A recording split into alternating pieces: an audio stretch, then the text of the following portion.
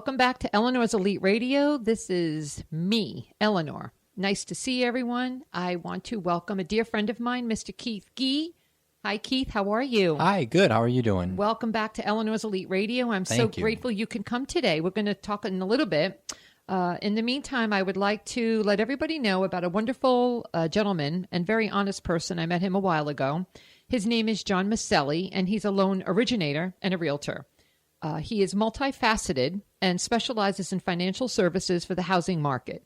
He offers credit repair counseling if needed, and he also offers many loan products such as home purchase loans, rate reduction mortgage, and he refinances to lower your current interest rate. Also in cash out refinances to leverage the equity in your home for other purposes if you need it. He is beyond honest, and I've met him a couple of times already. He was a huge supporter of mine for the children's partnership where he bought bicycles and skateboards. I'm telling you, the guy's got a heart of gold. He also works with the veterans. Maselli offers 100% financing with only a 10-minute application. Maselli will work with you to verify the status of your VA entitlement. If you're over 61 years of age and thinking about a home equity conversion mortgage to give yourself additional income, he's the person to contact. Again, his name is John Maselli. He is, again, I'm going to say, he's a very honest gentleman, and he has integrity. I think that's the key to his success. Please give him a call at area code 321-266-0703. His NMLS number is 1555704. Again, please give John Maselli a call for any of your loan originating needs, whatever that might be. All right. Thank you so much, Keith, for coming today. I so appreciate it. Great to be here. We have another big thing coming up with the Children's Hunger Project. Yes, we do. Can we tell our listeners a little bit about what's happening? Sure. So next Wednesday, March 29th, is Jersey Mike's Day of Giving. And here in Brevard County, all 6 Jersey Mike stores are going to give 100% of their sales from the day to the Children's Hunger Project to help us feed hungry kids here in Brevard County. That's a wonderful. Jersey Mike's has been a wonderful group. They are huge. Just, unbelievable what they've done for the Children's Hunger Project. Yeah. I mean, they work with so many different charities, and they do such good work, but we're very fortunate to have the support of them. So I just want to have everybody come out and have a sub for dinner or for lunch. Take your friends. The Palm Bay store actually serves breakfast, so you can go have breakfast. Oh, how wonderful. But just want to say thank you to Jersey Mike's for everything they do. Which Jersey Mike's is it? All 6 Brevard County Jersey Mike's. Oh, wonderful. So so you don't have to go down to Palm Bay? Nope. How about the one here in Suntree? The new one? Suntree. Merritt Island is their newest store. Okay. All 6 stores. If you go to a Jersey Mike's that's in Brevard County, next Wednesday, we will get 100% of the sales. Oh, that's a great thing. So make sure everybody gets down there next Wednesday. Buys about 10 subs and put them in the fridge and have them for the week. Yes. And our friend is also honorary chair for your golf tournament. Yeah. Sheriff Wayne Ivey is our honorary chair of our golf tournament coming up on Saturday, April 22nd. It's at Durand Golf Club in Vieira. Mm-hmm. And Sheriff Ivey is such a huge supporter of ours. He does great work in the county. Everybody knows what he does, but for us, his support means this tournament has been a huge success. It's actually our biggest fundraiser of the year, and a large part of that is because of Sheriff Ivey. Yeah, he's a wonderful, very giving gentleman. He's a wonderful guy. We love him. Hopefully, you'll be able to come back and bring him on before the event. I would love to. That would be great. He needs a clone, I think. Yeah, he absolutely needs to have a clone. I don't know how he manages his schedule, but I think he must take his vitamins in the morning before he gets going for sure. Can we talk a little bit about the sponsorships that are available for your event? Yes, please do. Yeah. So we have sponsorships. We have a breakfast sponsor that's available. A lunch sponsor. Our platinum sponsors are $2,700, which feeds 150 kids for the entire school year. Wow. We feed kids that are going hungry on the weekends, and we give them a meal packet that the teachers put in their backpack before they leave school. they take it home. They've got food to eat over the weekend, so they come back to school Monday ready to learn and ready to be successful. So all of the money we raise goes into food purchases for that program. Now, besides the sponsorships and money that you can, of course, take for donation, do you also accept the physical, the food aspect part of it? Can you tell our listeners a little bit about what to give? Because I know a lot of people have big hearts. They want to give. Sure. Yeah. So we take money, obviously, but we also take food donations. If you go on our website to the children'shungerproject.org, there's actually a list of food items there. Small boxes of raisins, small things of applesauce. Non-perishable. All of our food is non-perishable. Some of these kids we're serving are literally living in tents and parks, so they don't have refrigerators, they don't have microwaves. So all our food packet, it's all designed where everything can be opened without a utensil, without a can opener.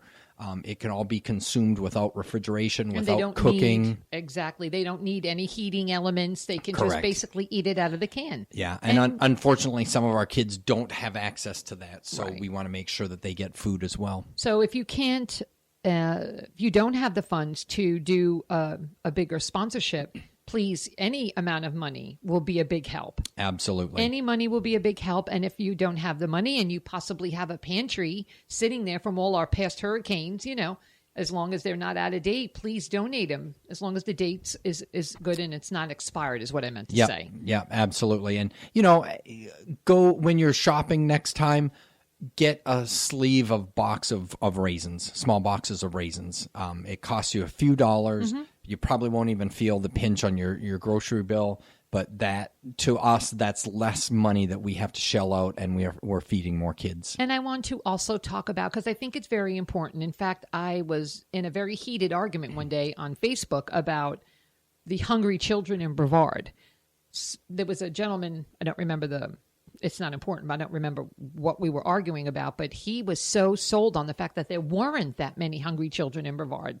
And I, of course, went to your website and I kind of shut him up a little, because then he had to apologize and say, oh my God, I'm sorry. Can we talk a little bit about how many children are here that we have that are starving and don't have that money for food, or they have one parent or both parents are working and these poor kids don't have anything to eat at home?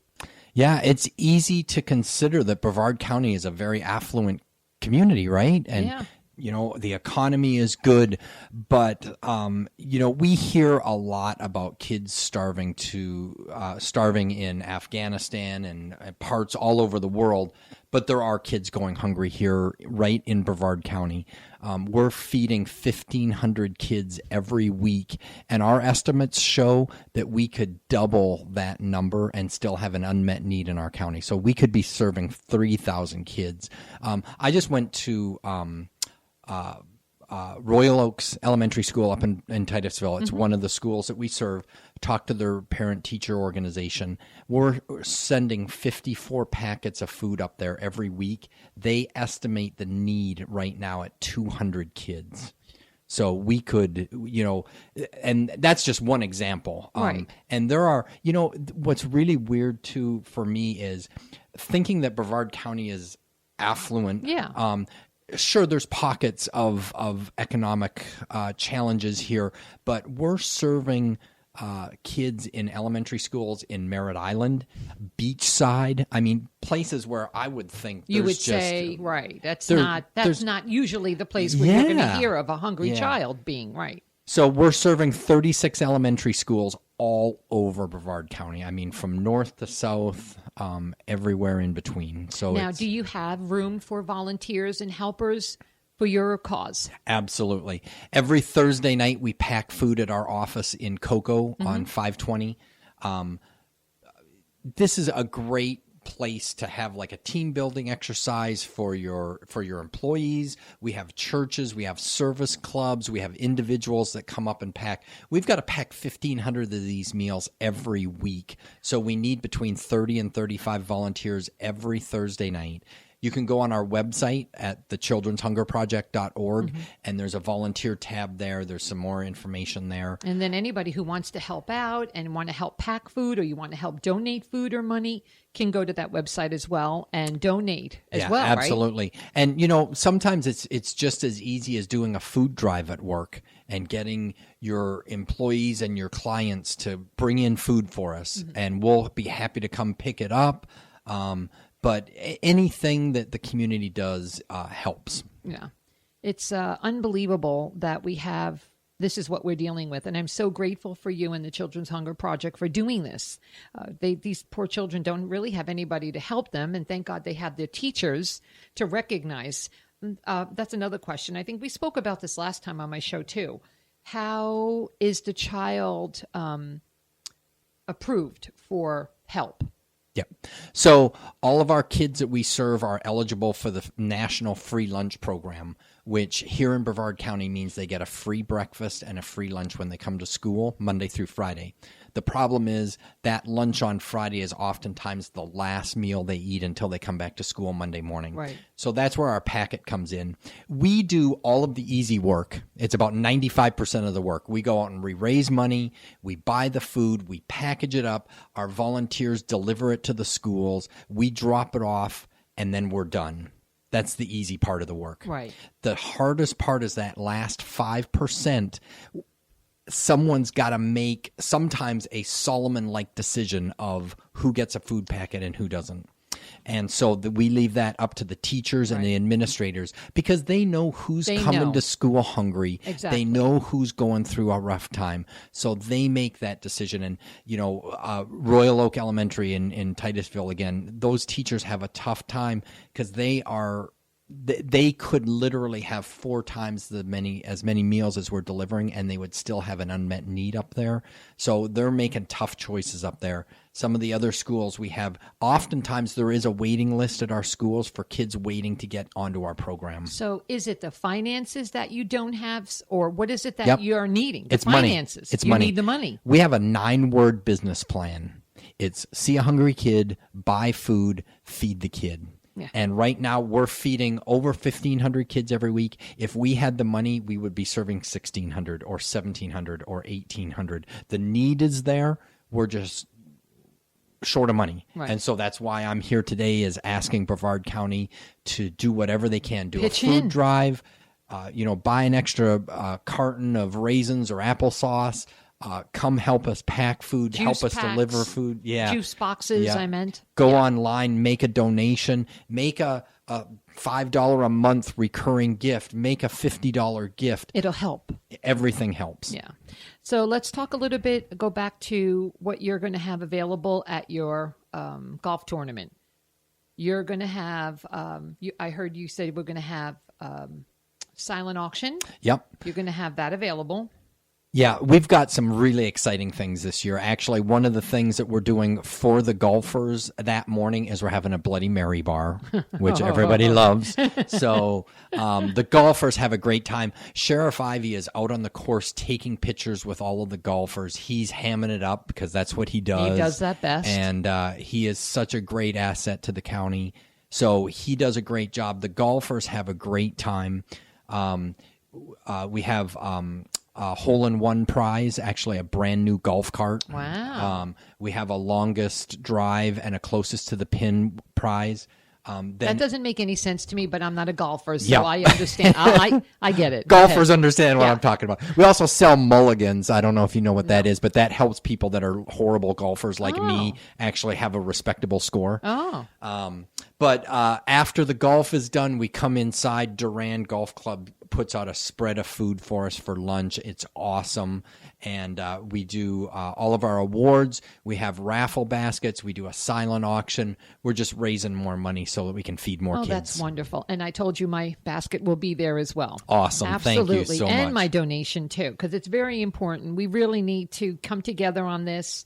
I understand how important it is to try to help everybody, but I believe that we have to help within first. We have to help our people here locally living. And I think that's what people gravitate to this organization so much because 100% of what we do stays in Brevard County. We're not a national organization. Right. We're not statewide. We serve only Brevard County. And that's so important. And there's a need here, but we're taking, we're doing what we can to fix it.